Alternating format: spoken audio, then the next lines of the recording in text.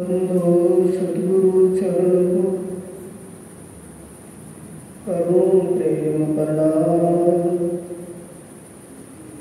अशुभ हरण मंगल कारण धन श्री देवचंद्र जी नाम।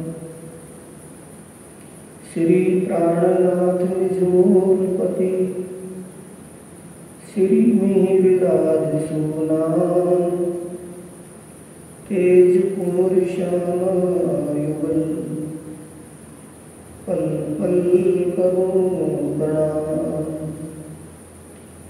धनिज को मैं पल पल करूं प्रणाम।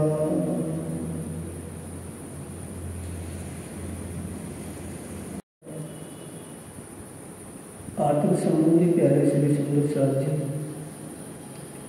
धर्म प्रेमी साथियों, माताओं बहनों, उस पारम परमात्मा की असीम कृपा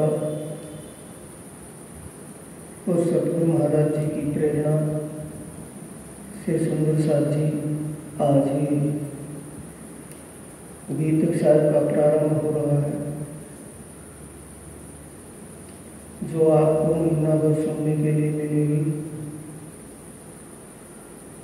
गीतक का मतलब कोई कथा नहीं, वृत्तांत ही नहीं, लीला से मतलब है।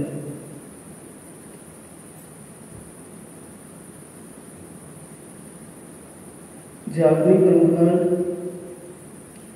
रास का ब्रह्मांड, ब्रज का ब्रह्मांड, तीन ब्रह्मांड हुए जो अब ऐसे होना हुए ना हो सी कब। इन तीनों में ब्रह्म लीला गई, ब्रज रास में जागनी गई। पारब्रह्म परमात्मा की जागनी लीला कैसे हुई, कैसे हो रही है। गीतक साहिब एक वर्तमान का वृत्तांत है, वर्तमान की लीला है, वर्तमान की घटना है।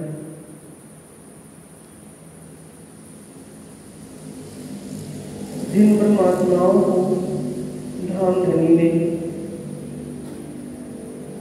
इस भ्रम अज्ञान के अंधकार से जागृत किया, जागृत होने के बाद उनके कैसे भाव और विचार बने, उन भाव और विचारों से हमें अपने आप की समीक्षा करनी है कि हम किस स्थिति में हैं।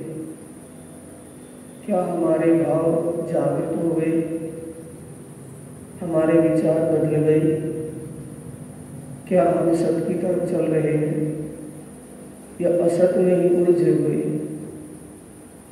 ये इस वृत्तांत को देखने से, जागरण लीला को समझने देखने से हमें जागरूक होने का मौका मिलता है। सुंदर साथ गीतक साहिब का प्रारंभ होता है। सभी सुंदर साथ निज नाम का जाप 5 बार निज नाम का जाप। पारब्रह्म परमात्मा और परमात्माओं का अवतरण कब होगा, उसके विषय में भविष्य पुराण में जो पाई, भविष्य पुराण में आया है। भविष्य पुराण में राजा कहे उच्चार, भविष्य पुराण में राजा कहे जुचार, वचन जो है व्यास के ताको करो विचार। भविष्य पुराण में वेद व्यास जी ने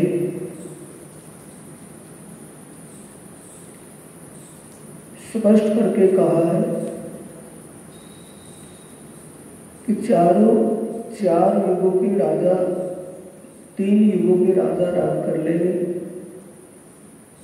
फिर चौथा युग कलयुग आएगा और कलयुग में किस राजा के राज के समय परमात्माएं दुनिया में प्रकट होंगी। भविष्य पुराण में राजा कहे जो विचार, वचन जो है व्यास के ताको करो विचार। सतियों के राजाओं का स्पष्टीकरण नाम लिखा है।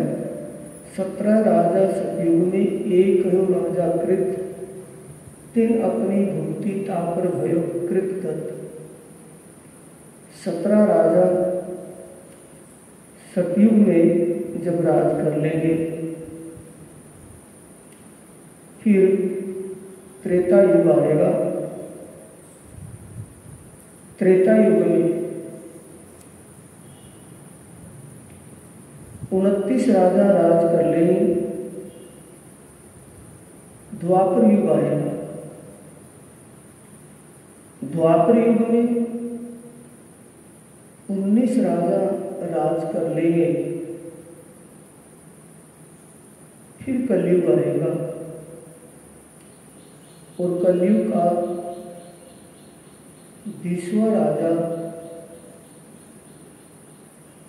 राजाओं का नाम सुंदर साथ जी चक्रवर्ती राजाओं से है, जिन्होंने संसार में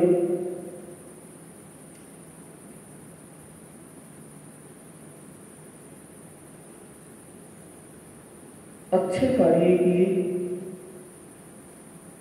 उन सब के चक्रवर्तियों के नाम, राजाओं के नाम है।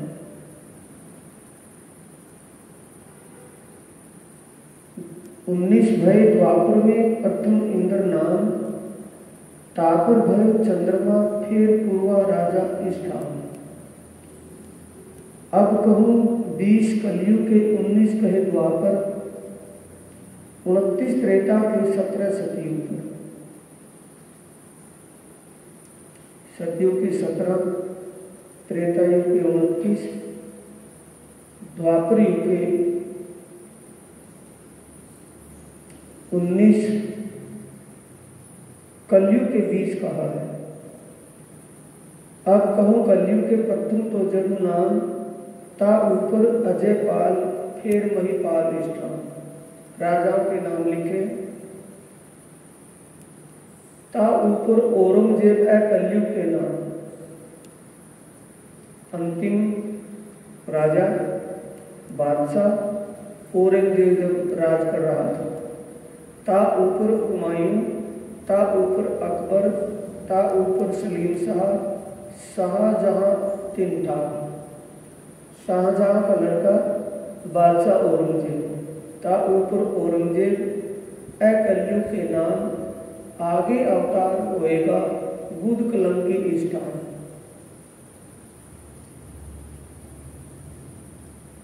कलयुग के 20 राजा राज कर लेंगे। 20वां बादशाह जब राज कर रहा होगा, उसका नाम औरंगजेब होगा। औरंगजेब के शासन काल में बुद्ध निष्कलंक अवतार प्रकट होंगे। आगे अवतार होएगा बुद्ध कलंकी स्थान, बुद्ध निष्कलंक अवतार प्रकट होगा। श्री महामती कहे ए साठ जी, शास्त्र कहे योकर, आगे अपनी बीतक सो लीजे चित धर। सुंदर साथ जी महामती श्री प्राणनाथ जी कह रहे हैं कि ये मेरे धर्म प्रेमी साथियों, शास्त्रों में एक भविष्यवाणी पहले से लिखी हुई है। आगे आप अपनी बीतक, अपनी लीला, संसार में कैसे कैसे तुम ब्रह्मात्माएं प्रकट हुई, कैसी कैसी लीलाएं हुई, उसको ध्यान में रखना है। आगे अपने बीतक सो लीजिए चित्त। दो भाव यहाँ बनते हैं। एक तो शास्त्रों में प्रमाणित, शास्त्रों में इस बात का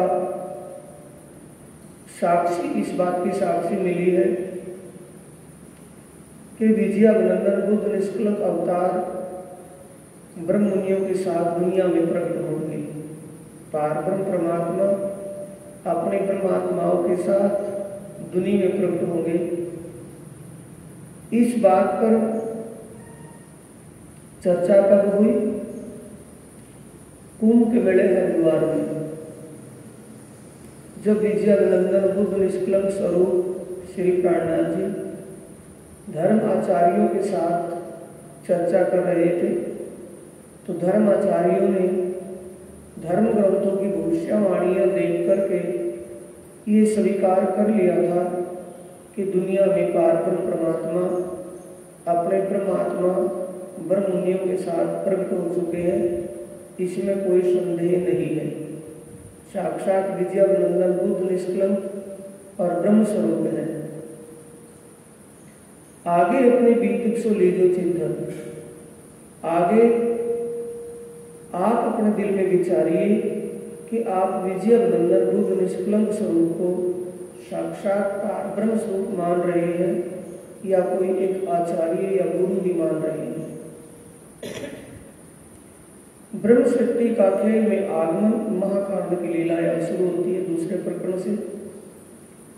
अब कहूं फेर के मूल मिलावे की बीतक, जैसे आज्ञा धनी की सो बातें गुजरत।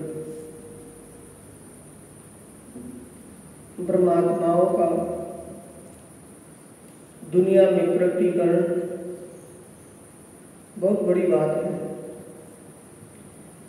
किसी को पारब्रह्म परमात्मा के स्वरूप धाम और लीला का ज्ञान ही नहीं हुआ और पारब्रह्म परमात्मा के स्वरूप, पारब्रह्म परमात्मा के दिव्य परमधाम और वहां होने वाला प्रेम संवाद, प्रेम परिचर्चा, उसके विषय में तो किसी को पता ही नहीं था। जैसे आज्ञा धनी की सो बातें गुजर, धाम धनी के हुक्म से अब परमात्माओं का इस स्वप्न के खेल में कैसे आना हुआ, क्या कारण था, क्या महाकारण था, उसके विषय में कहना चाह रहे हैं। पहले मूल अद्वैत में भूम जहां इश्क, तहां प्रेम रबत में भया हुक्म हक। दिव्य ब्रह्मपुर परमधाम में ब्रह्मात्माओं और पारब्रह्म परमात्मा के बीच प्रेम की एक गहरी चर्चा हुई। प्रेम के विषय में गहरा संवाद हुआ। परमात्माएं अपना प्रेम ज्यादा मानती थी, श्यामा जी अपना प्रेम ज्यादा मानती थी। तब धामधनी ने सभी को समझाते हुए कहा कि नहीं, प्रेम का मालिक तो मैं हूं, मेरे हृदय से ही प्रेम प्रवाहित होता है। इस बात पर आत्माओं को संतुष्टि नहीं हुई, तो यहां से खेल शुरू होता है, लीला प्रारंभ होती है। ए खेल देखन की इच्छा उपजाई हुए, अक्षर और शयन को आदि अनादि फल कहो सो। पहले ले के दिल में, पीछे आई माहे नूर, ता पीछे हादी रोहन में, यो पर हुआ जगो। सबसे पहले पारब्रह्म परमात्मा ने ही अपने दिल में विचार किया कि ब्रह्मात्माओं को मैं अपनी साहिबी और अपने इश्क की पहचान करवा दूं। ये दिल में लिया। ये दिल में लेते ही अक्षर ब्रह्म रोज परमधाम में पारब्रह्म परमात्मा के दर्शन करने के लिए, प्रणाम करने के लिए अपने अक्षर धाम से, अपने रंग महल से जमुना पार चांदनी चौक में जाकर दर्शन करते हैं, प्रणाम करते हैं। जब तक पारब्रह्म परमात्मा ने अपने दिल में खेल लीला दिखाने का विचार नहीं किया था, तब तक अक्षर ब्रह्म को अक्षरातीत पारब्रह्म के ही दर्शन होते थे मात्र। अक्षर ब्रह्म को ये पता नहीं था, ये अक्षर ब्रह्म को कभी देखने को नहीं मिला था कि पारब्रह्म परमात्मा के साथ कोई और भी इस रंगमय में रहते हैं। जब पारब्रह्म परमात्मा ने अपनी लीला दिखाने का, लीला को जाहिर करने का दिल में विचार लिया, तो उसी दिन अक्षर ब्रह्म को ब्रह्मात्माओं के दर्शन हो गए। ब्रह्मात्माएं सुबह 7:30 और 9 के बीच रास की लीला में निमग्न थी, तीसरी भौम की पड़साल में। और तीसरी भौम में झरोखे में बैठे अक्षरातीत सिंहासन पर उस लीला में निमग्न थे। जब अक्षर ब्रह्म ने चांदनी चौक में प्रणाम किया खड़े होकर, तो आत्माओं के दर्शन हो गए रासलीला खेलते हुए। एक तो आत्माएं आनंद स्वरूपा, दूसरा आनंद में विभोर थी। ऐसी आनंदमय विभोर अवस्था में देख करके अक्षर ब्रह्म हक्के बक्के रह गए। अक्षर ब्रह्म के दिल में ये भाव आया, हे मेरे प्रियतम धाम धनी अक्षरातीत, अपनी लीला का मुझे कब दर्शन करवाओगे? आपके इस रंग महल में तो इतनी आनंदमय लीला देखने को आज मिली है, इसमें तो और भी आनंदमय लीला होती होगी। इन लीलाओं का दर्शन मुझे कब होगा? ये दिल में भाव अक्षर ब्रह्म ने लिया। पारब्रह्म परमात्मा की अनादि लीला देखने का विचार अक्षर ब्रह्म के दिल में आया। ये विचार दिल में लेकर अक्षर ब्रह्म जैसे ही वहां से वापिस हुए,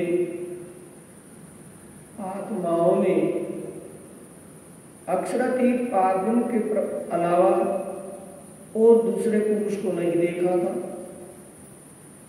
ब्रह्मात्माओं ने अक्षर ब्रह्म को जाते हुए को देख लिया, तब तुरंत अक्षरातीत पारब्रह्म परमात्मा से पूछती है, हे धाम धनी, ये दूसरा पुरुष का स्वरूप कौन है? हमें तो आपके बिना दूसरे किसी का पता ही नहीं था आज दिन तक। ये दूसरा स्वरूप कौन है? तब अक्षरातीत पारब्रह्म धाम धनी कहते हैं कि ये मेरा ही स्वरूप है। लेकिन आत्माओं की संतुष्टि नहीं होती। आत्माएं कहती हैं, धाम धनी आप तो हर पल हमारे साथ इस रंगमय में रहते हैं, परम धाम में रहते हो, कभी अलग होते ही नहीं। ये हमें पहली बार देखने को मिला है। आप कहते मेरा ही स्वरूप है, तो पहले क्यों नहीं दिखाई दिया? पारब्रह्म जवाब देते हैं, अक्षरातीत श्रीराज जी कहते हैं कि तुमने देखा नहीं होगा, ये मेरा ही स्वरूप है और रोज यहाँ दर्शन करने के लिए आते हैं। तब आत्मा ने पूछा कि ये कहाँ पर रहते हैं? कि जमुना के दूसरी पार जो रंग महल देख रही हो, उसमें ये रहते हैं। ये वहाँ क्या लीला करते हैं? आत्माएं पूछती हैं कि ये क्या लीलाएं करते हैं वहाँ? कि इस दिव्य परमधाम के आनंद का अनुभव करते हैं और इनके विचारने से, इनके हुक्म से सृष्टि की रचना होती है। कि सृष्टि क्या है वो? कि दुखमय संसार। कि दुख कैसा है वो? दुखमय संसार जो है उसमें दुख कैसा है?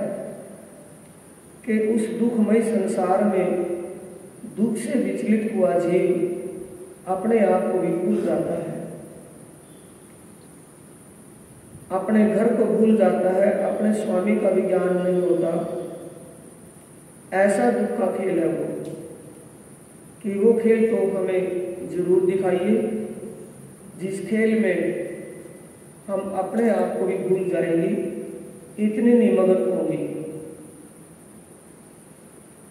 धाम धनी ने आत्माओं को अनेक बार समझाया, अनेक बार मना किया, लेकिन मना करने के बाद भी आत्माएं जिद करती रही। आत्माओं के अंदर जिद करने का भाव भी अक्षरातीत पारब्रह्म परमात्मा ने ही उपजाया है। ऊपर से खेल देखने के लिए मना भी कर रहे हैं और अंदर से आत्माओं के दिलों में खेल देखने की इच्छा भी पैदा कर रही है। दोनों काम आप ही अक्षरातीत धामधनी के। अब आत्माएं जब नहीं मानती तो अक्षरातीत पारब्रह्म परमात्मा ने इस स्वप्न के खेल की रचना करवाई।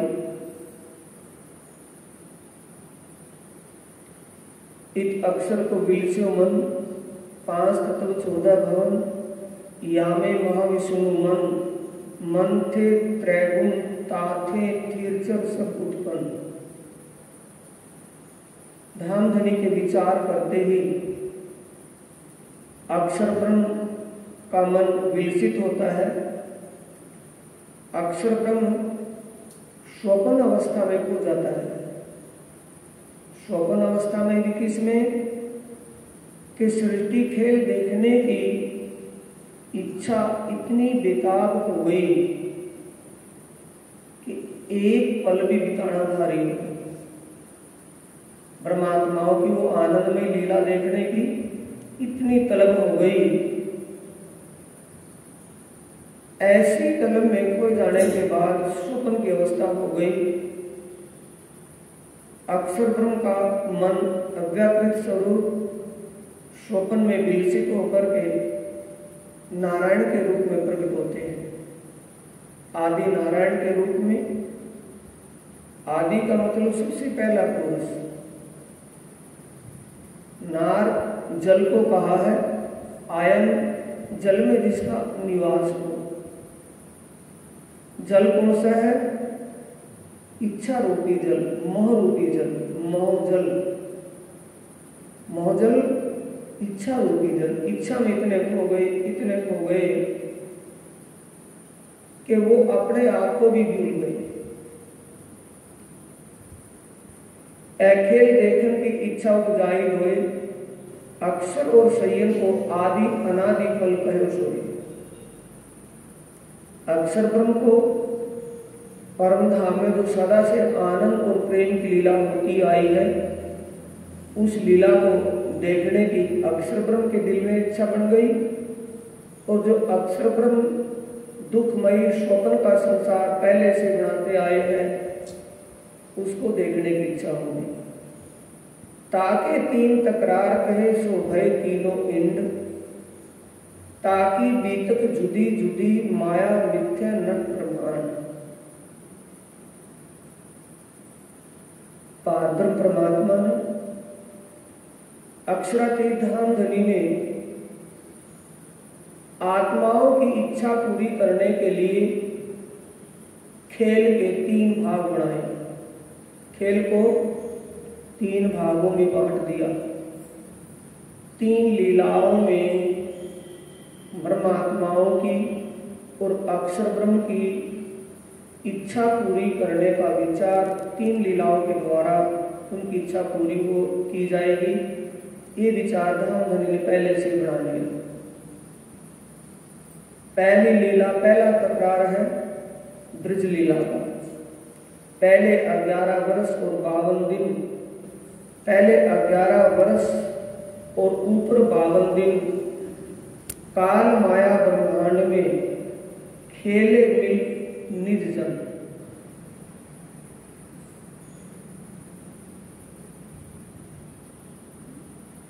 पहले 11 वर्ष और 52 दिन काल माया ब्रह्मांड में खेले मिल निज जन। ब्रह्मांड की रचना हुई।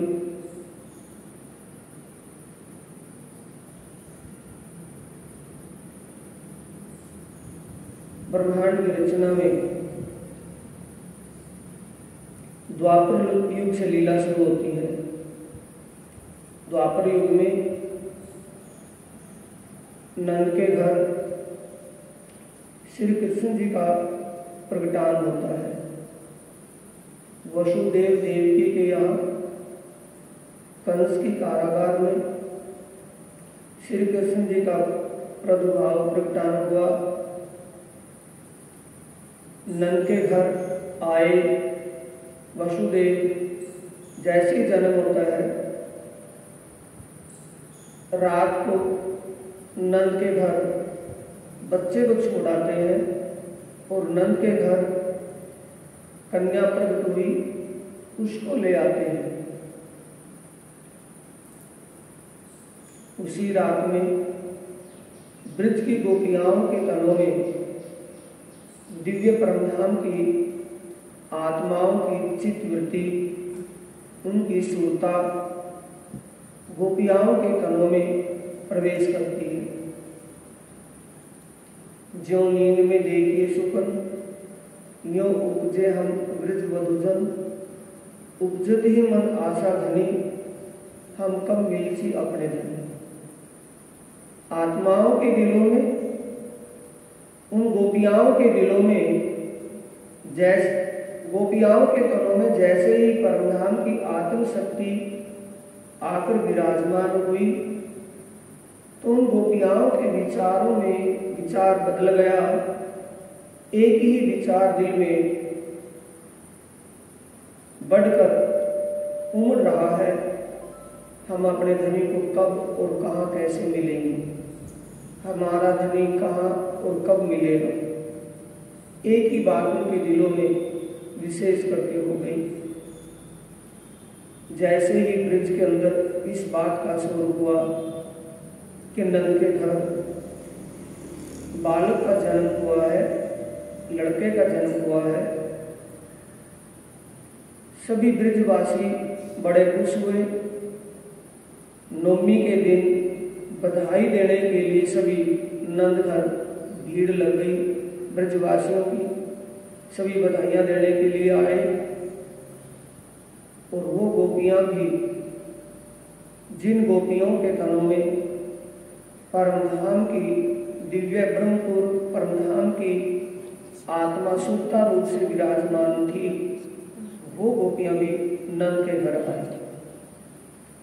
नंद के घर जैसे भीड़ थी, भीड़ लगी हुई थी दर्शन करने वालों की, देखने वालों की, बच्चा देखने के लिए, बधाइयां देने के लिए जो आए वहां, उस भीड़ में वो आत्माएं भी आ पहुंची। उन आत्माओं को बालक का स्वरूप न दिखाई दे करके किशोर स्वरूप, जुआन स्वरूप दिखाई देता है। बाल चरित्र लीला जोवन प्रकटवाणी में छुपाई आई है, उसमें यह शब्द आया है कि बाल चरित्र लीला जोवन। चरित्र बालक का था, छोटा सा बालक होता है तो बच्चा रोने का चरित्र था। जैसे ही गोपियाओं का ध्यान बच्चे की तरफ गया तो उनको किशोर स्वरूप के दर्शन होते हैं। किशोर लीला करते हुए किशोर स्वरूप के दर्शन हुए तो आत्माओं को अजीब लगा कि बालक तो छोटा सा था, ये किशोर स्वरूप कैसे हो गया। और किशोर लीलाएं कौन सी, कहाँ की लीलाएं। ये तो लीला है किशोर सैया सुख ले रहती, जो ये बोलते हैं सुबह भोग के बाद दाहिनी तरफ दुर्गा जो मंदिर उसमें बोलता है, वो किशोर लीलाएं और किशोर स्वरूप के दर्शन सिर्फ उनको ही हो रहे थे जिन गोपियाओं के तनों में परमधाम की आत्मशक्ति विराजमान थी, और किसी को नहीं। औरों को तो दर्शन एक बालक, छोटे से बाल रूप का ही हो रहा था। नंद यशोदा को एक बालक ही दिखाई दे रहा था, ब्रजवासियों को, औरों को बालक ही दिखाई दे रहा था। सिर्फ उन आत्माओं को जिनके लिए वो प्रकट हुए हैं, उनको किशोर स्वरूप और किशोर लीला के दर्शन हो रहे थे। ऐसा आश्चर्यजनक वो सीन देखने से, वो लीला देखने से आत्मा के अंदर और बेचैनी बढ़ गई। जैसे गोपियाँ दर्शन करके घर जाती हैं, तो जो घर जिस घर में पहले से वो रह रही थी, वो ही घर सुनसान जैसे लगता है। उस घर में मन ही नहीं लगता। फिर सोचती हैं कि चले अब फिर दर्शन करके आए। जब नंद के घर दर्शन करने के लिए आती है तो फिर उसी किशोर स्वरूप और किशोर लीला के दर्शन होते हैं। ऐसा होते जाते 11 साल व्यतीत हो गए। 11 साल की उम्र हो गई बाल स्वरूप बच्चे की। 11 साल तक प्रेम लीलाएं बढ़ती रही आत्माओं के दिलों में। उस स्वरूप और उन लीलाओं के प्रति प्रेम, घनिष्ठ प्रेम हो गया। दिल में उमंग और प्रेम समाता नहीं, ऐसे प्रेम में निमग्न हो गई। 11 साल पूरे हो जाने के बाद जब श्री कृष्ण जी उन गोपियाओं को कहते हैं, श्री कृष्ण जी के तन में विराजमान अक्षरातीत पारब्रह्म अपने परमधाम की सुरता स्वरूप आत्माओं को, गोपियाओं को कहते हैं कि चलो 11 साल के बाद बधाइयाँ लेकर के जैसे जन्मदिन के दिन वो आई, तब रास खेलने के लिए कहते हैं कि आज तो रास की लीला करेंगे। गोपियाओं ने एक ही तरफ दो टूक जवाब दिया कि आप ऐसा दोबारा मत कहना, कि आपको पता होना चाहिए हम कुलवंती नार हैं, पतिव्रता स्त्री हैं, बाल बच्चेदार हैं। हम रात के वक्त घर छोड़कर बाहर नहीं जा सकते। ये 11 साल के बाद की बात है। 11 साल प्रेम में मगन तो थी, लेकिन ऐसा क्यों कहा कि अभी स्वरूप की पहचान नहीं थी कि ये स्वरूप कौन है। उस स्वरूप के प्रति प्रेम भाव तो था, उसके प्रति दिल में उमंग और उल्लास तो था, खुशी थी, पर पहचान नहीं थी। बिना पहचान के एक टूक जवाब दिया कि हम नहीं जा सकते। तब श्री कृष्ण जी जिस तन में, श्री कृष्ण जी के तन में साक्षात धाम धनी बैठे हैं, तब वो कहते हैं कि जब तुम मुझे प्राय पुरुष मानती हो तो तुम अपने घर राजी हो, हम अपने घर। 52 दिन की जुदाई हो गई, रह के ब्रिज में है, लेकिन किसी से कोई भी बोलना चालना कुछ ही नहीं। ऐसे 52 दिन की जुदाई का जो वियोग हुआ, उसमें इतनी तड़प गई कि हमने जो कहा है वो कह करके बड़ा गलत किया है। अब एक बार भी अगर ये संकेत करें, हम तुरंत निकल पड़े। इतनी तड़प 52 दिन की जुदाई में आत्माओं के दिलों में, उन गोपियाओं के दिलों में हो गई। 52 दिन के बाद जब श्याम सुंदर ने काल माया के ब्रह्मांड से परे योग माया के ब्रह्मांड की रचना करवाकर रास मंडल की रचना करवाई और वहां किशोर स्वरूप धारण किया, बाल स्वरूप से लीला करते हुए बाल स्वरूप की लीला को वहीं तक सीमित कर दिया और किशोर स्वरूप धारण किया। बांसुरी बजाई, बांसुरी बजते ही गोपियां घर छोड़ करके निकली पड़ी।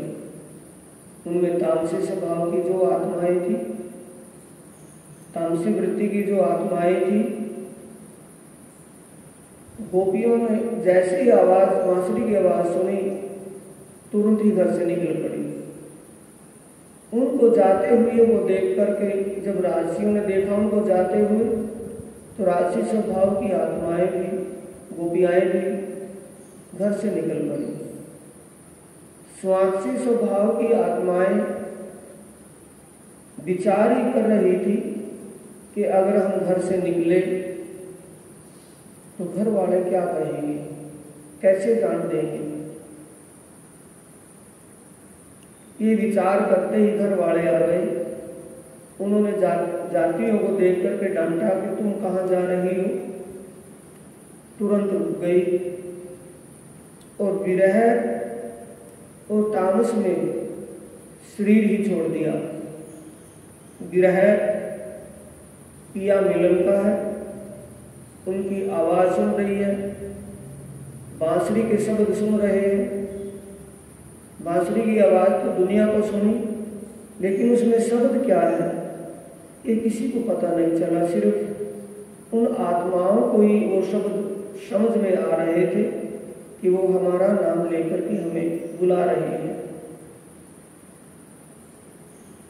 जैसे ही स्वांसी स्वभाव की आत्माओं को रोक दिया गया तो उन्होंने शरीर छोड़ दिए। तामस और विरह में तामस इस बात का कि क्या इन हमारे घर वालों को ये पता नहीं कि वो हमारी आत्मा के सच्चे मालिक हैं, हम कहीं दूसरे के पास तो नहीं जा रहे। ये तामस क्यों रोक रहे हैं इस बात पर और विरह मिलन का। तो शरीर छूट गए। शरीर छूटने के बाद सुरता शरीर से निकल करके आत्मा उस रासमंडल में ही पहुंच गई। रासमंडल में आनंद योग माया ने सभी आत्माओं का नूरी रूप धारण करवाया। नूरी ही श्रृंगार था और नूरी ही तन थे। रासमंडल में जैसे ही प्रवेश किया, आगे से श्याम सुंदर ने वो ही बात कही कि तुम कुलवंती नार, पतिव्रता स्त्री और बाल बच्चेदार श्याम के वक्त घर छोड़ करके यहाँ कैसे आ गई। पतिव्रता स्त्री को तो अपने पति को नहीं छोड़ना चाहिए था। अनेक प्रकार से समझाया, किसी का पति कैसा भी हो, भवरोगी हो, उसको भी नहीं छोड़ना चाहिए पतिव्रता को। कैसा भी गरीब हो, कैसा भी निहात गरीब हो, कितनी भी कमियां उसके अंदर हो, लेकिन पतिव्रता स्त्री को अपने पति को कभी भी नहीं छोड़ना चाहिए, किसी भी स्थिति में, किसी भी हालात में। तब ध्यान धनी श्याम सुंदर इतनी बात कह रहे थे, तब आत्माओं ने कहा कि आपने जो कुछ कहना था वो कह लिया, तो और भी कुछ बाकी है, अब आप हमारी बात सुनिए। तब आत्माएं कहती हैं,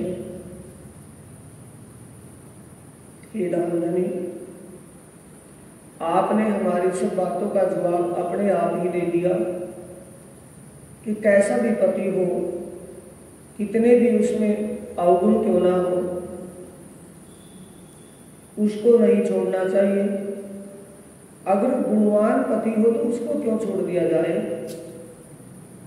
तब आत्माओं ने एक ही टूक जवाब दिया कि आप हमारी आत्मा के सच्चे मालिक हो। हमने जो पहले आपको कहा था कि हम पराये पुरुष के साथ नहीं जा सकते, आपको पराया पुरुष समझ लिया था, तो वो हमारी अज्ञानता थी, हमें आपके स्वरूप की पहचान नहीं थी। अब हम आपको एक पल के लिए भी नहीं छोड़ सकते। निखर हमारी आत्मा, अननिठुर हमारा मन। आपके ऐसे कठिन शब्द, उलाने के शब्द सुनकर के हमारा मन परिपक्व हो गया है। हमारी आत्मा ने अपने सच्चे प्रीतम को पहचान लिया है। हमारी गति उससे भी दुर्गति हो जाएगी जैसे एक फूल की होती है। फूल फूलिया जे बेलड़ी विकसित सदा स्नेहे, ज्यारे वो छूटे बेल थे त्यारे सुखत तरत पे है।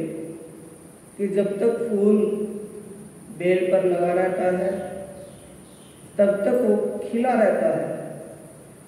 जब फूल बेल से नीचे गिर जाता है तो उसकी गति जैसी होती है उससे भी दुर्गति हमारी आपके चरणों से दूर होते ही हो जाएगी। आप हमें कुछ भी कहें, कैसा भी कहें, लेकिन अब आपके चरण हम नहीं छोड़ सकते। ये भाव में विचार कैसे हुआ?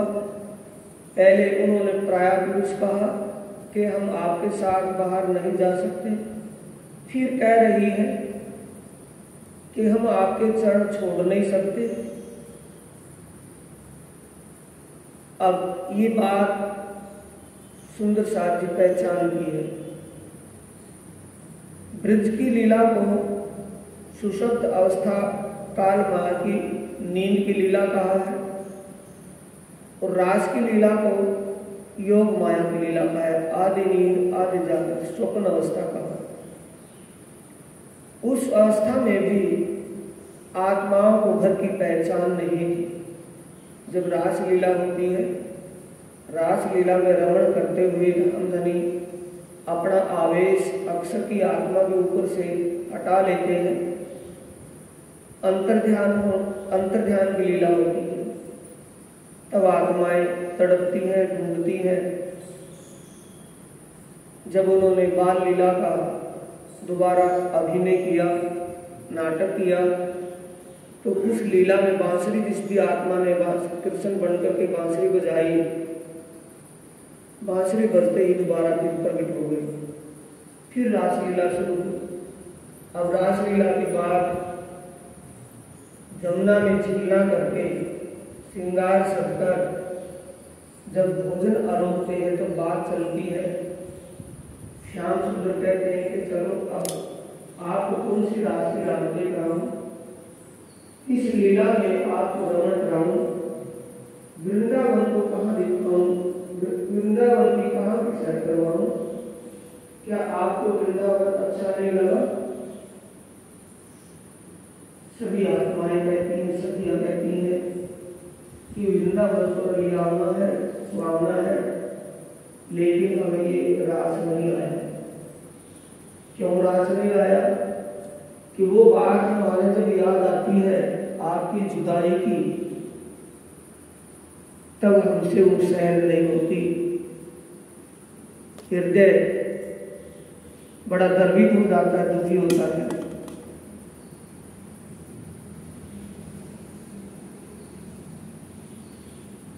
तब श्याम सुंदर कहते हैं कि मैं तो तुमसे जुदा हुआ ही नहीं था। हाँ, जुदा आपको लगा होगा मैं जुदा हो गया जब रास खेल रहे थे। रास खेलते वक्त बीच में एक मोटा सा पेड़ आ गया था। मोटा पेड़ क्या था? आत्माओं का अहंकार था। जब रास लीला खेल रहे थे, रास खेलते वक्त आत्माओं का जो भी श्रृंगार में जो भी आभूषण या वस्त्र नीचे गिर जाता था उसको दूर पहना देते थे। ये देख करके आत्माओं को लगा कि श्याम सुंदर हमारे प्रेम में निमग्न होकर के हमारे साथ लीला कर रहे हैं, इन्हें रास लीला करने का भी बोध नहीं है। उनके अंदर अहम भाव देखकर के ही अंतर्ध्यान हुए थे। ये सुंदर साथ जी रास लीला के बाद फिर आत्माओं ने एक बात की मांग की कि हमें और कुछ नहीं चाहिए, बस एक ही बात की इच्छा है कि अब आप हमें वहां लेकर के चलो जहां हम कभी भी आपसे जुदा ना हो, हर पल आपके ही साथ रहें, आपका ही साथ बना रहे। इतना कह करके आत्माओं को परम धाम में मूल तनों में कुछ ही क्षण के लिए जागृत किया।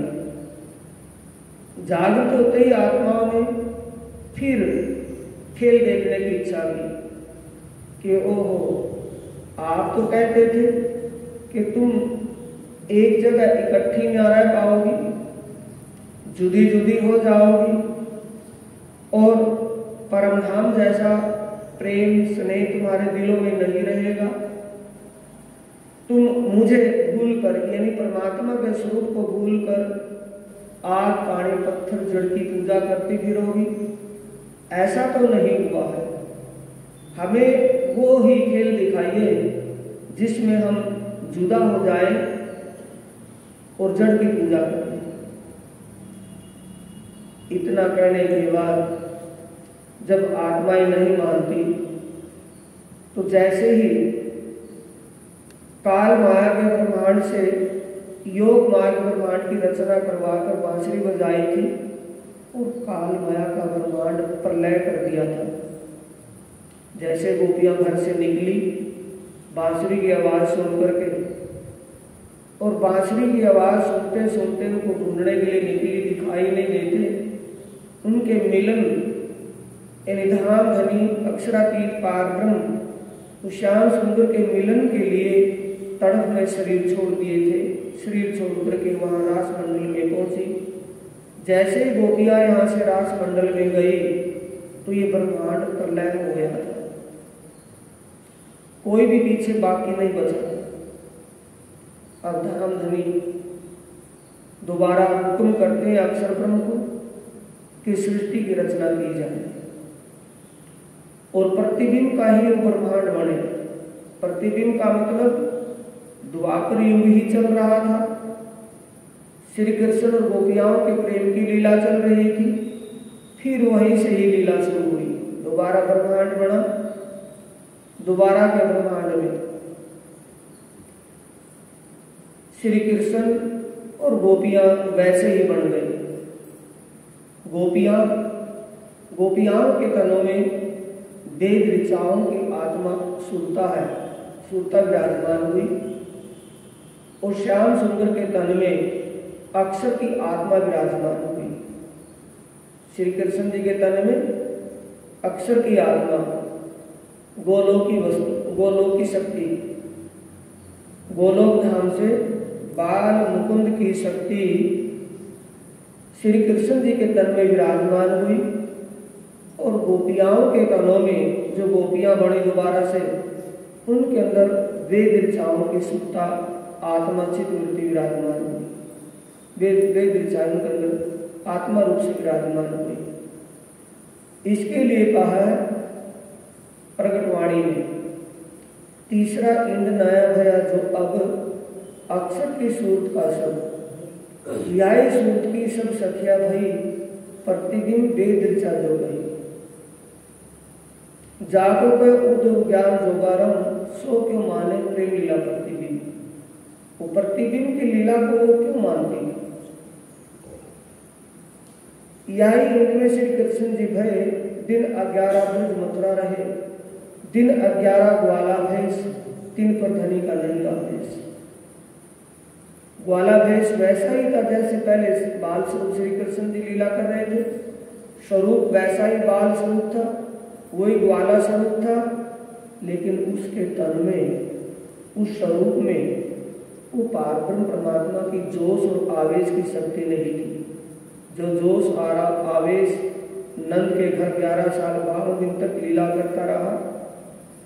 जिन चाहा देखूं प्रेम स्नेह सो सूरत धनी का ले आवेश नंद घर क्यों प्रवेश। दोय भुजा स्वरूप जो श्याम आत्म अक्षर जोश धनी था। अक्षर की आत्मा और अक्षरातीत पारब्रह्म का जोश और आवेश उस तन में लीला कर रहा था।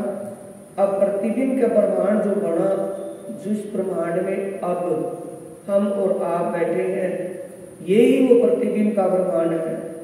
पहले भी काल माया का ब्रह्मांड था, अब ये प्रतिबिंब का ब्रह्मांड भी काल माया का ब्रह्मांड बना। बीच में ब्रह्मांड तीसरा कौन सा रहा, योग माया का ब्रह्मांड रास मंडल जहाँ हुआ, उस योग माया के ब्रह्मांड रास मंडल को दुनिया के लोग नहीं जानते कि रास की लीला कहाँ कर हुई, वो महारास कहाँ हुआ, महाराज की लीला किसने की, किन के साथ की, ये किसी को भी पता नहीं। बस एक कृष्ण लीला को तो मानते हैं, समझते हैं, लेकिन कृष्ण की त्रिविध लीला जो है, ये 3 प्रकार का भेद, इसे वो नहीं समझ पाते। ये भेद ही सबसे पहले खोला है, यही बेहद ज्ञान है, यही आत्मीय ज्ञान है। श्री कृष्ण की त्रिविध लीला का भेद जब समझ में आ जाएगा तो जीव मुक्ति का भागी बन जाएगा। तीसरे ब्रह्मांड में 11 दिन लीला होती है। ये कालमाया का ब्रह्मांड जो बना, पहला ब्रह्मांड कालमाया का ही था, दूसरा ब्रह्मांड योग माया का रासमंडल में हुआ, तीसरा ब्रह्मांड फिर ये कालमाया का ब्रह्मांड बना, जिस कालमाया के ब्रह्मांड में गोलोक की शक्ति 11 दिन लीला करती है श्री कृष्ण जी के तन में। 7 दिन गोकुल में, 4 दिन मथुरा में। ब्रजमल कंस को कार्य कियो, उग्र सैन को टीका दियो, कालाग्रह में दर्शन दियो जिन आए छुड़ाए बनते थे। वसुदेव देवकी के लोए भान, उतारो भेष कियो स्नान, जब राज बागी को कियो श्रृंगार, तब बल पराक्रम न रहे लगा। तब उनके अंदर वो शक्ति, वो बल, वो पराक्रम जो चल रहे थे चमत्कार, सब बंद हो गए। जब कंस के वध के अनुसार बाद कंस के ससुर जरासंध को इस बात का पता चला कि श्री कृष्ण जी ने कंस को मारकर उसका राज अपने अधीन कर लिया, तो बदला लेने के भाव से बहुत बड़ी सेना लेकर के मथुरा का घेराव किया। मथुरा में श्री कृष्ण जी को अति चिंता हुई। आए जरासंध मथुरा घेरी सही, तब श्री कृष्ण जी को अति चिंता हुई। यो याद करते आयो विचार, तब श्री कृष्ण विष्णुमय भय निर्भर। ये विचार करते ही बलराम साथ में थे, उन्होंने इस बात का बोध कराया कि आप तो भगवान विष्णु के अवतार हो, आपको तो चिंता ही कुछ नहीं होनी चाहिए। तब श्री कृष्ण जी ने अपने बैकुंठ का स्मरण किया, बैकुंठ का ध्यान किया, तो चतुर्भुज स्वरूप हो गए। 2 भुजा से चतुर्भुज स्वरूप हो गए। चारों चतुर्भुज स्वरूप होने के बाद चारों हाथों में शंख, चक्र, गदा और पद्म, चारों अलंकार और रथ बैकुंठ धाम से यही आ गया। आयुध अपने मंगवाए के लिए कई विध युद्ध असुरों से किए। मथुरा द्वारका लीला कर जाए पहुंचे विष्णु बैकुंठ गए। मथुरा और द्वारका में लीला करने के बाद 11 दिन मथुरा में लीला हुई। फिर मथुरा के बाद मथुरा में 112 साल भगवान विष्णु की शक्ति लीला करती है। मथुरा में और द्वारका में लीला करने के बाद भगवान विष्णु की शक्ति भी वापिस बैकुंठ धाम में चली गई। अब नाम के सिर पर से बैठ गई। ब्रजरास दो अखंड कर चेतन बुद्धि फिरे मन। ए ब्रह्मांड तीसरा जहां महमद आए रोशन। ये तीसरा ब्रह्मांड जिसमें रास लीला खेलने के बाद रास खेल के आए प्रारंभ श्याम, वही श्याम सुंदर जो श्री कृष्ण के रूप में ब्रज में 11 साल 52 लीला करते रहे, वो अक्षर की आत्मा थी। अक्षर की आत्मा धनी का जोश लेकर के अरब के अंदर प्रकट हुई इस प्रतिबिंब के ब्रह्मांड में ही। लेकिन अभी आत्माएं परमधाम की नहीं आई, उसके लिए आया है रास खेल के उमेदा रही आती सोब्रम सटी सब आया इत यामे सूत आई श्यामा जी की सार मतु में था घर अवतार। कुंवर बाई माता को नाम उत्तम कायस्थ उमर कोटगाम आए श्री देवचंद्र जी नौतनपुरी सुख शबन को देने दे थे। कौन आते हैं इस आदमी के ब्रह्मांड में? श्यामा जी नंद श्यामा जी मधुमेहता के घर प्रकट होती है और आत्माएं सुंदर सात के तनों में प्रकट होती है। सभी एक साथ फिर परमधाम से इस काल माया के प्रतिबिंब ब्रह्मांड में प्रकट होती है। ये ब्रह्मांड तीसरा जहाँ महमद आए मुसन रास लीला खेल के आए प्रारंभ में तहां बात सब जाहिर करी चला मार्ग इनसे। अरुण में अक्षर की आत्मा को धाम धनी ने अपना जोश देकर के क्यों भेजा कि अभी खेल बाकी है। आत्माएं जब दुनिया में आएगी तो उनको परमधाम के विषय में बोध होगा, उनको इस असल नकल का ज्ञान होगा। तो इसलिए अरुण में बीज की लीला अरुण में हुई। पहला दिन ब्रज की लीला का, दूसरा दिन रास की लीला का, तीसरा दिन ब्रज की लीला का, चौथा दिन सतगुरु देवचंद्र जी की तन की लीला का और पांचवा दिन महामती श्री प्राणनाथ जी की लीला का। छठा दिन मोमिनों की लीला का अब चला हुआ है। सातवां दिन घर की लीला का होगा, अपने घर में जागृत होंगे। 6 दिन कुरान में बाके भय जब तादिन की हकीकत सारी छिपी कही तब। कब आरंभ में जब आए थे 6 दिन की लीला के विषय में कहीं सारा जिक्र पहले कुरान में लिखा हुआ है। तामे एक दिन ब्रज में, दूसरे दिन रास, एक रात कहाँ खेले देखे विरह के रस। पहला दिन ब्रज का, दूसरा दिन रास का। मनोर पीछे रहे सब, तब तीसरो भयो पिंड, तामे आए प्रारंभ आमर फैलाया ब्रह्मांड। अब आत्माओं का खेल देखने की जो इच्छा बाकी रह गई थी, उसके लिए ये ब्रह्मांड की रचना हुई। ये है दिन तीसरा, रहे 60 वर्ष तो 3, रब्बानी कलाम अल्लाह के सबको दिया आमीन। एक परमात्मा के प्रति सबको विश्वास दिलवाया कि सभी की आत्माओं का मालिक एक पारब्रह्म है, किशोर स्वरूप है। उनका घर अर्शे अजीम में है। अर्शे अजीम में बहुत सी आत्माएं हैं। रब्बानी कलाम अल्लाह के सबको दिया आमीन। परमात्मा की तरफ सबका ध्यान करा जब पुत बरसती थी, बुतों की यानी मूर्ति पूजा थी, जड़ की पूजा थी। उस समय ऐसे में परमात्मा का ज्ञान बताकर सबका ध्यान उस समय परमात्मा की तरफ लगाया। एक कथा बहुत है विस्तार नहीं सुमार, पर ए चौथे दिन की सैया करो विचार। चौथे दिन की लीला सतगुरु देवचंद्र जी की तन की लीला है। जब महमद साहब की 9 सदी बीतक 9.25 साल 9 से 90 मास हुए रसूल को जब रूह अल्लाह मिसल गाजी सैया उतरे थे। साल 9 से 90 मास, 990 साल 9 महीने हुए रसूल साहब को संसार से गए हुए। तब सतगुरु स्वरूप देवचंद्र जी श्यामा स्वरूप सतगुरु धनी श्री देवचंद्र जी के रूप में प्रकट होते हैं और सुंदर सात और परमधाम की परमात्माएं सुंदर सात के रूप में दुनिया में प्रकट होती है। श्री देवचंद्र जी की बीतक एक अंश को सुनेंगे सुंदर साथ जी। यहाँ से बीतक का प्रारंभ होगा। श्री देवचंद्र जी की बीतक घटना कैसे कैसे होती है, कैसे कैसे वो प्रकट होते हैं और कैसे लीला आगे बढ़ती है। चौपाई दोहराएंगे।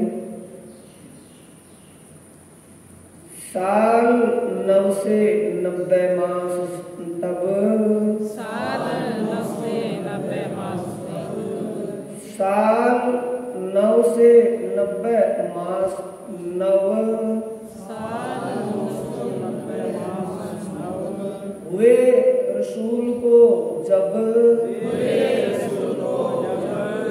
रूह अल्लाह मिसल गाजियो, सैया उतरे तब, सैया उतरे तब, सैया उतरे तब, सैया उतरे तब। बोलो श्री प्राणनाथ प्यारे की, श्री सद्गुरु महाराज की।